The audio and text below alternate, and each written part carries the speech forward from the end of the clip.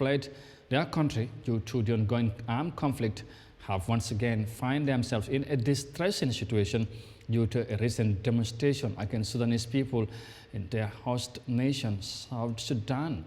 Now, the protests in Juba were instigated when videos circulated online, which seems to indicate South Sudanese nationals were being killed in one of the Sudan's cities. The South Sudan's government has said the situation is now under control, and of course, Sudanese citizens can now return to their residence, but others are still skeptical. Now, let's have more details of that in this report. Many Sudanese nationals are still sheltering in military barracks and a football ground in Juba, fearing to return home.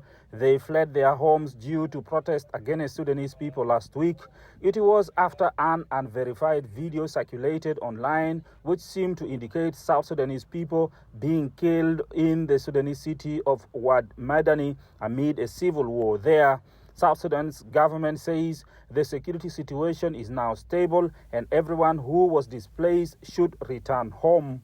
Those who have decided to go to their houses have already gone and to open their shops.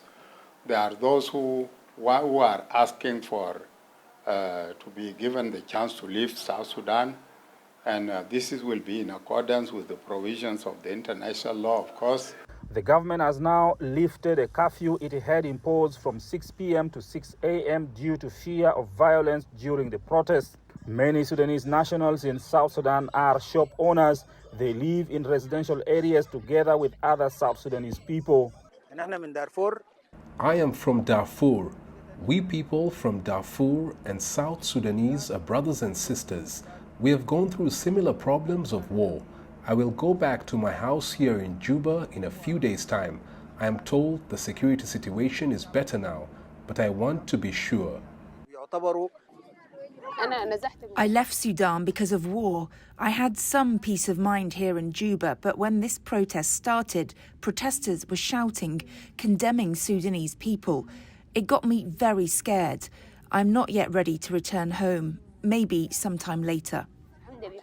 The United Nations has this week announced that 1 million Sudanese have now crossed to South Sudan, fleeing violence. Many continue to see South Sudan as the only place they can comfortably live in as refugees due to close cultural ties.